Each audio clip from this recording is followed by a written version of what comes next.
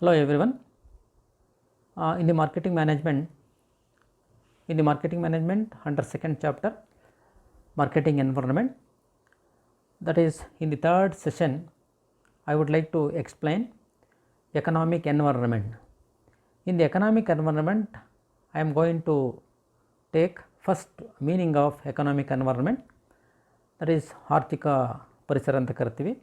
ಅದರ ಮೀನಿಂಗ್ ಏನಪ್ಪ ಅಂತಂದರೆ, the term economic environment refers to all the external economic factors that influence buying habits of consumers and business and therefore affect the performance of the company.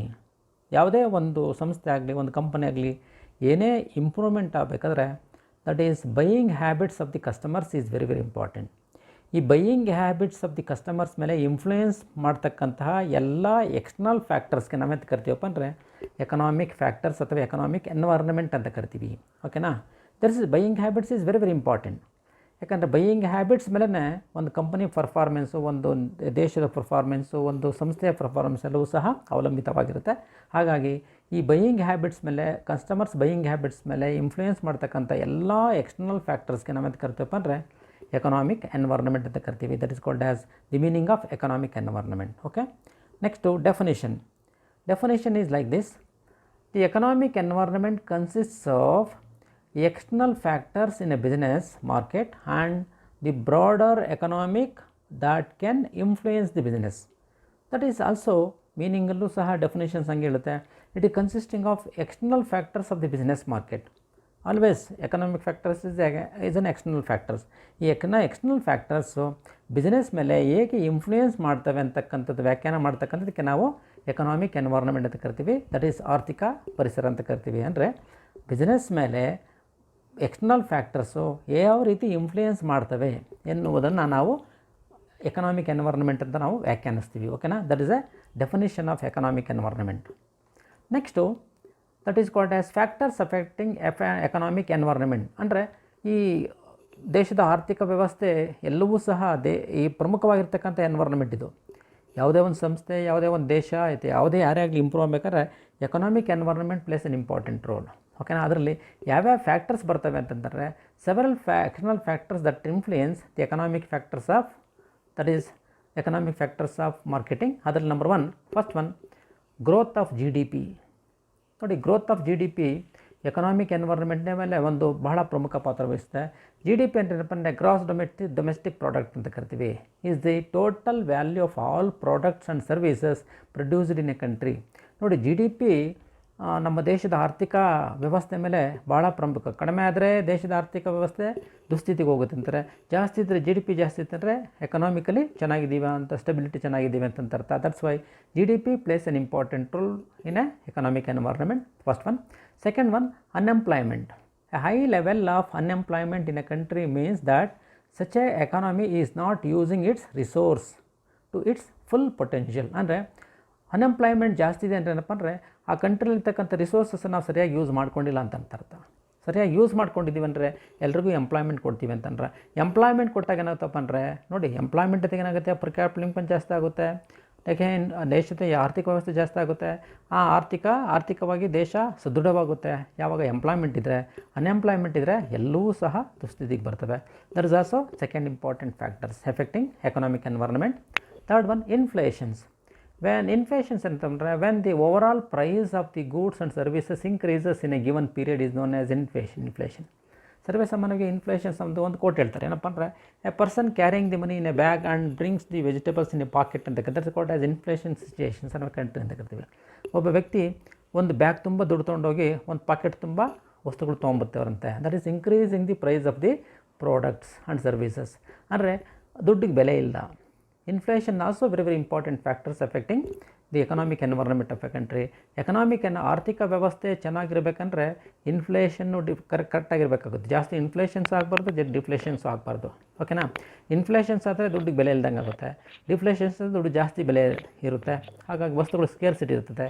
ಹಾಗಾಗಿ inflations also one of the important factors to determine economic environment. Next, government policy.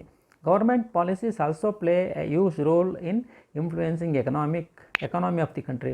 ದೇಶದ ಆರ್ಥಿಕ ವ್ಯವಸ್ಥೆ ಮೇಲೆ ರಾಷ್ಟ್ರದ ನೀತಿಗಳು ಒಳ್ಳೆ ನೀತಿ ನಿಯಮಗಳನ್ನು ತೊಗೊಂಡಾಗ ಏನಂತಂದರೆ ನಮ್ಮ ದೇಶ ಅಭಿವೃದ್ಧಿ ಆಗುತ್ತೆ. ದೇಶ ಅಭಿವೃದ್ಧಿ ಆಗಬೇಕಂದ್ರೆ ಎಕನಾಮಿಕ್ ಫ್ಯಾಕ್ಟರ್ಸು ಬಹಳ ಪ್ರಮುಖವಾದ. ಯಾಕೆ ಆರ್ಥಿಕವಾಗಿ ಅಭಿವೃದ್ಧಿ ಆದಾಗ ಅನ್ನೋದು ದೇಶದ ಪಾಲಿಸಿ ಅಥವಾ ಸರ್ಕಾರದ ಪಾಲಿಸಿಗಳು ದೇಶದ ಅಥವಾ ಆರ್ಥಿಕ ವ್ಯವಸ್ಥೆಯ ಅಭಿವೃದ್ಧಿಯ ಪೂರಕವಾಗಿದ್ದಾಗ ದೇಶ ಅಭಿವೃದ್ಧಿ ಆಗುತ್ತೆ, ಅದರ್ವೈಸ್ ಅಭಿವೃದ್ಧಿ ಆಗೋದಕ್ಕೆ ಕಷ್ಟವಾಗುತ್ತೆ. That is a fourth important factors.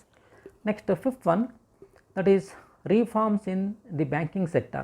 The banks are considered to be one of the most crucial aspects of the Indian economy. ಯಾಕಂದರೆ ಮನಿ ಲೆಂಡ್ ಮಾಡೋದು ಮತ್ತು ಅಕ್ಸೆಪ್ಟ್ ಮಾಡ್ತಕ್ಕಂಥದ್ದು ಎಲ್ಲವೂ ಸಹ ಬ್ಯಾಂಕ್ ಸೆಕ್ಟರ್ಸೇ. ಬ್ಯಾಂಕಿಂಗ್ ಸೆಕ್ಟರ್ ಚೆನ್ನಾಗಿತ್ತು ಅಂತಂದರೆ ಎಕನಾಮಿಕ್ ಎನ್ವೈರ್ನ್ಮೆಂಟ್ ಚೆನ್ನಾಗಿರುತ್ತೆ. ಬ್ಯಾಂಕಿಂಗ್ ಸೆಕ್ಟರ್ ಸರಿ ಕೆಲಸ ಮಾಡಲಂದರೆ ಎಕನಾಮಿಕ್ ಎನ್ವೈರ್ನ್ಮೆಂಟ್ ಚೆನ್ನಾಗಿರಲ್ಲ, ಆಗ ದೇಶದ ಆರ್ಥಿಕ ವ್ಯವಸ್ಥೆ ಸಹ ಹದಗೆಡುತ್ತೆ. That is the fifth one. Second one, role of public and private sectors. That is India has a mixed economy where both the private and public sector plays a significant role. Yes, definitely. While the public sector plays a valuable role in carrying out plans and reforms, developing infrastructures and building on strong industrial base, the private sector is responsible for generating employment opportunities. Both private sector as well as public sector employment opportunity ಎಲ್ಲಿ ಸಿಗುತ್ತೋ ಅಲ್ಲಿ ದೇಶದ ಆರ್ಥಿಕ ವ್ಯವಸ್ಥೆ ಚೆನ್ನಾಗಿರುತ್ತೆ, ಹಾಗಾಗಿ economic environment ಚೆನ್ನಾಗಿರುತ್ತೆ. ಹಾಗಾಗಿ public sector and private sector also plays an important role for the development of a nation as a whole as well as a stable economic ಎನ್ವೈರ್ನ್ಮೆಂಟನ್ನು ನಾವು ಮೇಂಟೈನ್ ಮಾಡೋಕ್ಕೆ ಅವಕಾಶ ಆಗುತ್ತೆ. ಯಾವಾಗ public and private sector is also one of the important factors. ಓಕೆನಾ. Next seventh one, that is balance of trade and balance of payment. ನೋಡಿ, balance of trade and balance of payment ಇದು import and ಎಕ್ಸ್ಪೋರ್ಟ್ಗೆ ಸಂಬಂಧಪಡುತ್ತೆ. ನೋಡಿ, the difference between value of the country exports and imports is known as balance of trade. When the exports is greater than the imports it leads to favourable trade balance ಅಂದರೆ balance of payment. ಅಂದರೆ export ಜಾಸ್ತಿ ಇದ್ದು import ಕಡಿಮೆ ಇದ್ದಾಗ ಹಾಗೇನಾಗುತ್ತೆ, ನಮಗೆ ಬರಬೇಕಾದ ಹಣ ಜಾಸ್ತಿ ಬರುತ್ತೆ. When imports are more than the exports ಆಗುತ್ತೆ ಅಂತಂದರೆ ನಾವು ಪೇಮೆಂಟನ್ನು ಜಾಸ್ತಿ ಮಾಡಬೇಕಾಗುತ್ತೆ ಬೇರೆ ದೇಶಕ್ಕೆ. ಹಾಗಾಗಿ ಎರಡೂ equal, import and exports equal ಇದ್ದಾಗ ಏನಂತಪ್ಪ ಅಂದರೆ ಬ್ಯಾಲೆನ್ಸ್ ಆಫ್ ಪೇಮೆಂಟು ಈಕ್ವಲ್ ಆಗಿರುತ್ತೆ, ಚೆನ್ನಾಗಿರುತ್ತೆ. ಈ ರೀತಿ ಇದ್ದಾಗ ಎಕನಾಮಿಕ್ ಎನ್ವೈರ್ನ್ಮೆಂಟು ಸ್ಟೇಬಲ್ ಆಗಿರುತ್ತೆ. ಓಕೆನಾ. That is also another important factors. Next consumer confidence. ಏನಂತ ಅಂತಂದರೆ when the consumers are confident about income stability and on the overall economy of the country it affects their financial decisions such as purchasing habits. This is very very important aspects. ಕನ್ಸ್ಯೂಮರ್ಸ್ಗೆ ನಾವಿಗೆ ಸ್ಟೇಬಲಾಗಿ ಇಷ್ಟೇ ಹಣ ಬರುತ್ತೆ ಅಂತಕ್ಕಂತಹ confidence ಇದ್ದಾಗ ಆಗ ನಾವು ಒಳ್ಳೆ ಡೆಸಿಷನ್ ತೊಗೊಂಡು, ಫೈನಾನ್ಷಿಯಲಿ ಡೆಸಿಷನ್ ತೊಗೊಂಡು ನಾವು ಪರ್ಚೇಸ್ ಹ್ಯಾಬಿಟ್ಸನ್ನು ಹೇಗೆ ಮಾಡಬೇಕು ಅಂತ ಅಂದ್ಬಿಟ್ಟು ತೀರ್ಮಾನ ಮಾಡ್ತೀವಿ.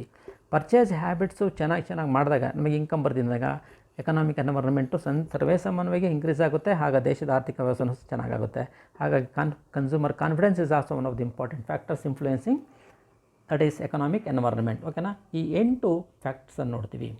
Next, role of economic policies in a country. Apart from the components as well as elements of as well as factors of economic environment, economic policies introduced by the government can also have an impact on markets. Market ಮೇಲೆ ಬಹಳ ಪ್ರಭಾವ ಬೀರುತ್ತೆ. ಯಾವುದೋ economic policies, government ತಗೊಳ್ತಕ್ಕಂಥ economic policies. ಓಕೆನಾ. ಆ policies ಯಾವ್ಯಾವ ಅಂತ ನಾವು 3ನ್ನ ಸ್ಪೆಸಿಫೈ ಮಾಡ್ತೀವಿ. That is privatisation, liberalisation, privatisation and globalisation. ಈ 3 1991ನಲ್ಲಿ doctor P V Narasimha Rao prime minister ಆಗಿದ್ದಾಗ LPG ಇಂಟ್ರೊಡ್ಯೂಸ್ ಮಾಡಿದ್ರು. ಅದರದ ಬ್ರೀಫನ್ನು ನಾನು ಹೇಳ್ತೀನಿ. ದಟ್ ಈಸ್ LPGನಲ್ಲಿ ಪ್ರಮುಖವಾಗಿ ಬರ್ತಕ್ಕಂಥ ಅಂಶಗಳಾಗಪ್ಪ ಅಂದರೆ ಲಿಬರಲೈಸೇಷನ್. ದಟ್ ಈಸ್ ಲಿಬರಲೈಸೇಷನ್ ಅಂತಂದರೆ ಅದರಲ್ಲಿ ಯಾವ್ಯಾವ ಕೀ ಪಾಯಿಂಟ್ಸ್ ಏನಂತ ಹೇಳ್ತಾನಪ್ಪ ಅಂದರೆ removing almost all licences except for a few. ಲೈಸೆನ್ಸನ್ನು ಲಿಬರಲ್ ಮಾಡೋದು ಹೇಳ್ತಾ ನೋಡಿರಿ.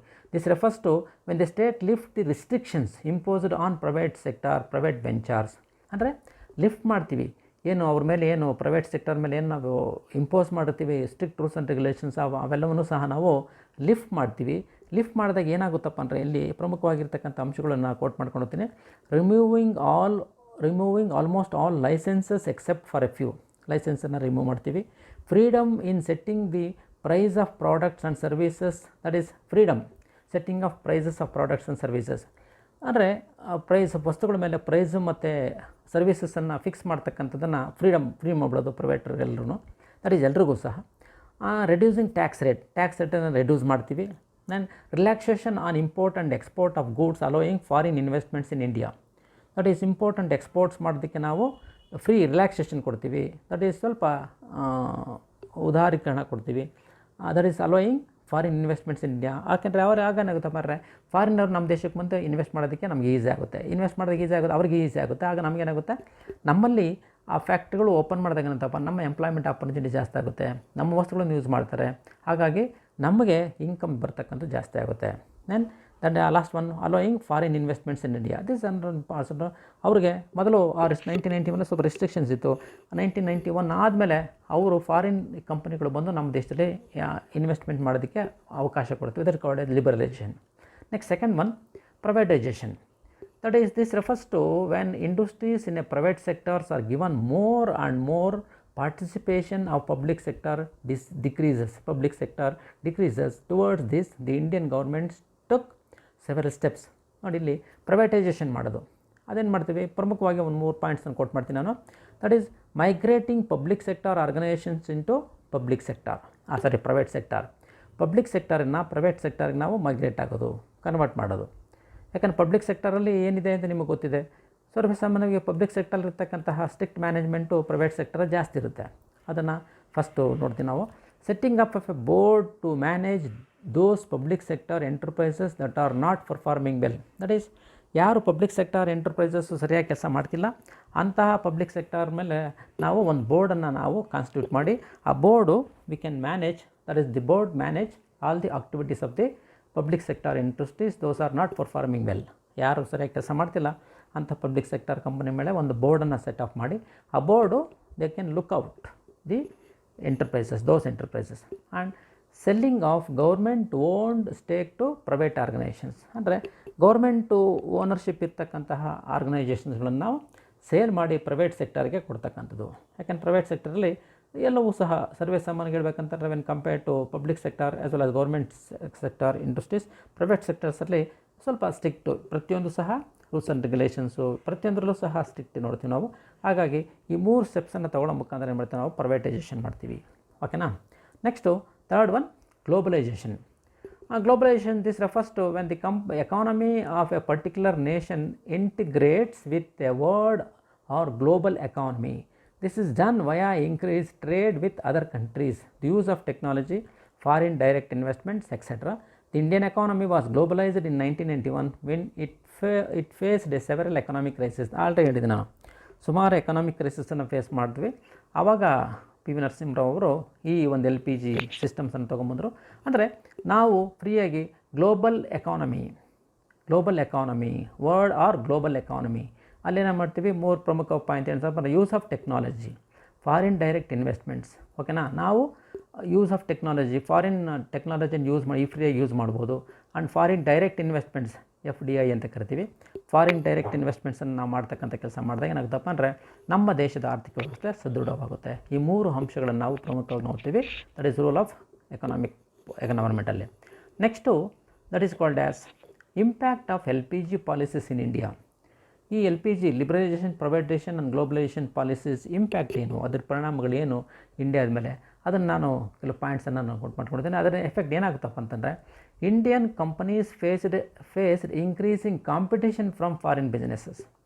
ಯಾಕೆಂದರೆ ಈಗ ಫಾರಿನ್ ಬಿಸ್ನೆಸ್ ಎಂಟರ್ಪ್ರೈಸಸ್ ನಮ್ಮ ಇಂಡಿಯಾಗೆ ಬಂತಾರೆ ಅಂತಂದಾಗ ನಮ್ಮಲ್ಲಿ ಕಾಂಪಿಟೇಷನ್ ಜಾಸ್ತಿ ಆಗುತ್ತೆ. ಕಾಂಪಿಟೇಷನ್ ಯಾವಾಗ ಜಾಸ್ತಿ ಆಗುತ್ತೆ, ನಾವು ಎಫೆಕ್ಟಿವಾಗಿ ಕೆಲಸ ಮಾಡ್ತಕ್ಕಂಥ ಚಾನ್ಸಸ್ ಆಗುತ್ತೆ. ಹಾಗಾಗಿ that is a first effect. ಓಕೆನಾ. That is faces increasing competition, ಜಾಸ್ತಿ ಕಾಂಪಿಟೇಷನ್ಸ್ ಆಗುತ್ತೆ. Then second one, they had to adapt new technology in to their business to keep up. ಆ ಥರ ಈಗ ನೋಡಿ, ಗೋಲ್ಡ್ ವಸ್ತುಗಳನ್ನ ಯಾರು ತೊಗೊಳಕ್ಕೆ ಹೋಗಲ್ಲ. ಈಗ ಫಾರಿನ್ ಕಂಪನಿಗಳು ಬಂದವು ಅಂತಂದರೆ ಫಾರಿನ್ ಕಂಪನಿಗಳು ಸರ್ವೇ ಸಾಮಾನ್ಯವಾಗಿ ನ್ಯೂ ಟೆಕ್ನಾಲಜಿ ಯೂಸ್ ಮಾಡಿರ್ತಾರೆ. ಹಾಗಾಗಿ ಜನಗಳು ಏನು ಮಾಡ್ತಾರೆ, ನ್ಯೂ ಟೆಕ್ನಾಲಜಿ ಇರ್ತಕ್ಕಂಥ ವಸ್ತುವನ್ನು ಯೂಸ್ ಮಾಡೋಕ್ಕೆ ಹೋಗ್ತಾರೆ. ನಮ್ಮ ಹಳೆಯ ವಸ್ತುಗಳನ್ನು ಯೂಸ್ ಮಾಡೋದಕ್ಕೆ ಹೋಗಲ್ಲ. ಹಾಗೇನು ಮಾಡ್ತೀವಿ, ನಾವು ಸಹ ಹೊಸ ಟೆಕ್ನಾಲಜಿನ ಯೂಸ್ ಮಾಡೋದಕ್ಕೆ ಅವಕಾಶ ಆಗುತ್ತೆ. Second one.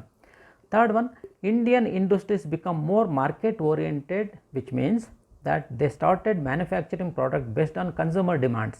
That is, ನಾವು ನಮ್ಮಷ್ಟಕ್ಕೆ ನಮಗೆ ಬೇಕಾಗಿರ್ತಕ್ಕಂಥ ವಸ್ತುವನ್ನು ಯೂಸ್ ಮಾಡ್ಕೊಂಡ್ರೆ ಕಸ್ಟಮರ್ ಅದನ್ನು ಅಕ್ಸೆಪ್ಟ್ ಮಾಡಲ್ಲ. ಆಗ ಫಾರಿನ್ ಕಂಟ್ರೀಸ್ ಏನು ಮಾಡ್ತಾರೆ, ಫಾರಿನ್ ಕಂಟ್ರಿ ಇಂಡಸ್ಟ್ರೀಸ್ ಏನು ಮಾಡ್ತಾರಪ್ಪ ಅಂದರೆ, ಕಸ್ಟಮರ್ಸ್ ಓರಿಯೆಂಟೆಡ್ ವಸ್ತುಗಳನ್ನು ಉತ್ಪಾದನೆ ಮಾಡಿದಾಗ ಕಸ್ಟಮರ್ಸು ಆ ವಸ್ತುವನ್ನು ನಾವು ಕೊಂಡ್ಕೊಳಕ್ಕೆ ಹೋಗ್ತಾರೆ. ಆಗ ನಾವೇನು ಮಾಡ್ತೀವಪ್ಪ ಅಂದರೆ, ಇಂಡಿಯಾದವ್ರಿಗೆ ಏನಾಗುತ್ತಪ್ಪ ಅಂದರೆ, LPG ಏನಾಗುತ್ತಪ್ಪ ಅಂದರೆ, they started manufacturing product based on consumer needs. Customer needs ಏನು ಬೇಕೋ ಅದನ್ನು ವಸ್ತುಗಳನ್ನು ಉತ್ಪಾದನೆ ಮಾಡ್ತಕ್ಕಂಥ ಕೆಲಸವನ್ನು ಮಾಡುವುದಕ್ಕೆ ತಯಾರು ಮಾಡಿಕೊಂಡ್ರು. Next last one, companies focused on developing skills of their employee skills improvement ಮಾಡೋದಕ್ಕೆ ಅವಕಾಶ ಕೊಟ್ಟರು. ಯಾಕಂದರೆ ಎಂಪ್ಲಾಯಿಗಳೇ ಮೇಯ್ನಲ್ಲಿ, employees are the backbone of the company. For the success as well as ಫೇಲ್ಯೂರ್ಗೆ ಎಂಪ್ಲಾಯೀಸೇ ಮೇನು. ಅವ್ರ ಸ್ಕಿಲ್ ಇಂಪ್ರೂವ್ ಆದಾಗ ಏನಾಗ್ತಪ್ಪ ಅಂದರೆ ಸ್ಕಿಲ್ಡ್ ವಸ್ತುಗಳು ನಮಗೆ ಮಾರ್ಕೆಟಲ್ಲಿ ಸಿಗುತ್ತೆ. ಇವು ಪ್ರಮುಖವಾಗಿರ್ತಕ್ಕಂಥ 4 ಇಂಪ್ಯಾಕ್ಟ್ ನೋಡ್ತೀವಿ LPGಯಿಂದ. These are all economic environment of marketing. Okay.